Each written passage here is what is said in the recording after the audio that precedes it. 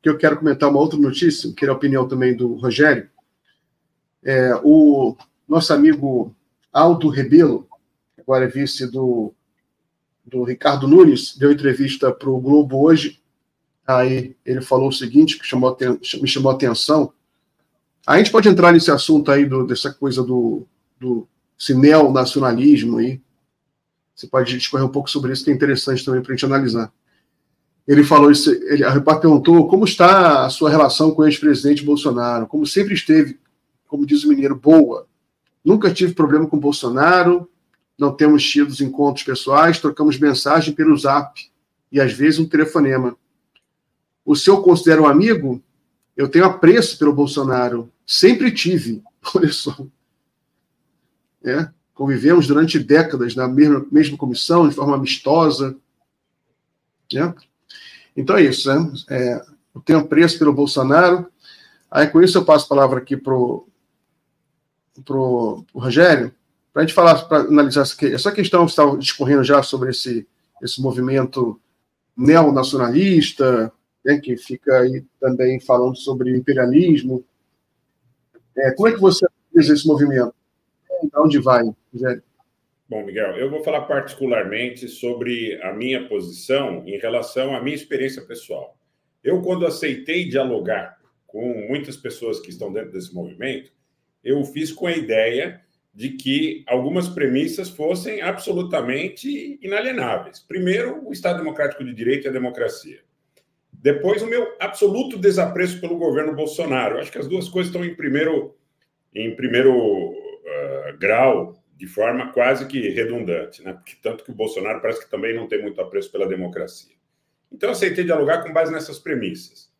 O que eu tinha de referência naquele momento é que vários atores que nos convidaram ao diálogo diziam que tinha um plano para o Brasil pautado num livro que eu considero que é muito bom, que é o PND. Não estou discutindo Ciro Gomes, tá? Estou falando sobre o PND.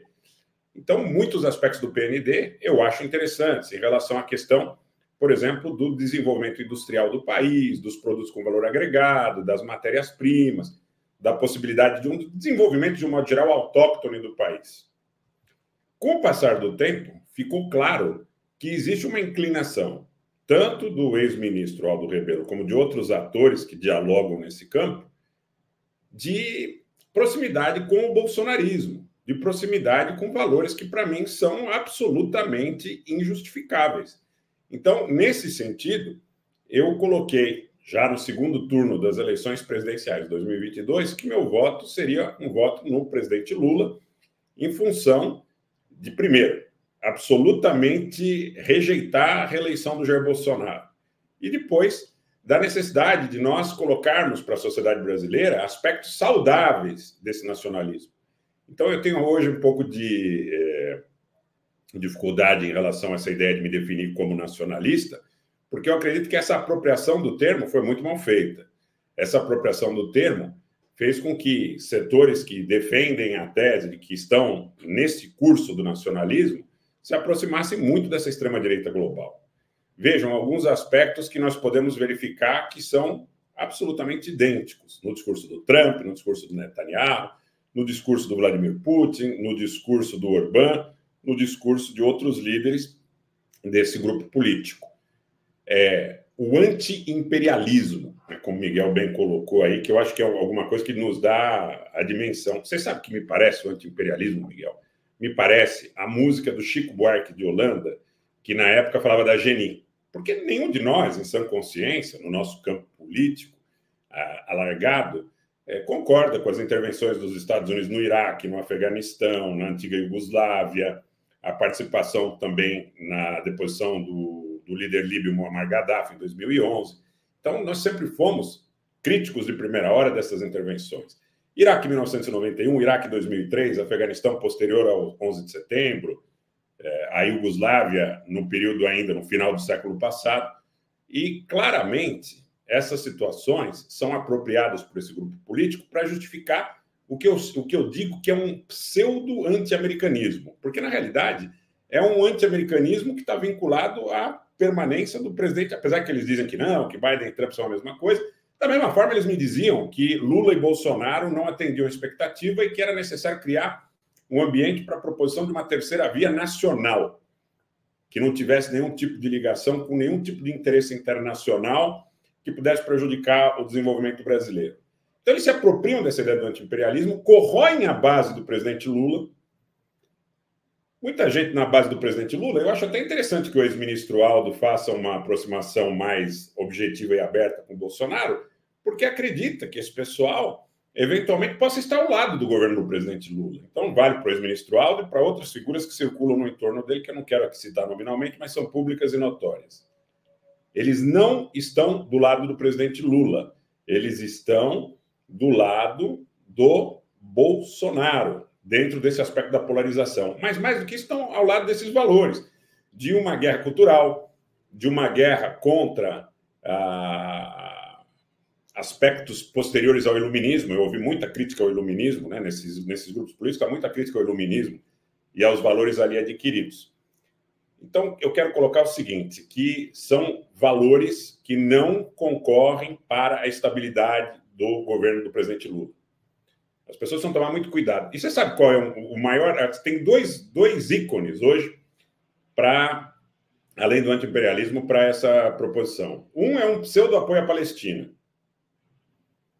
que eles dizem estarem do lado dos palestinos. É bastante incongruente, né? Um trumpista do lado da Palestina, porque o Trump já disse que o Biden está entregando Israel, que se ele for para o governo, ele vai acabar com os inimigos de Israel.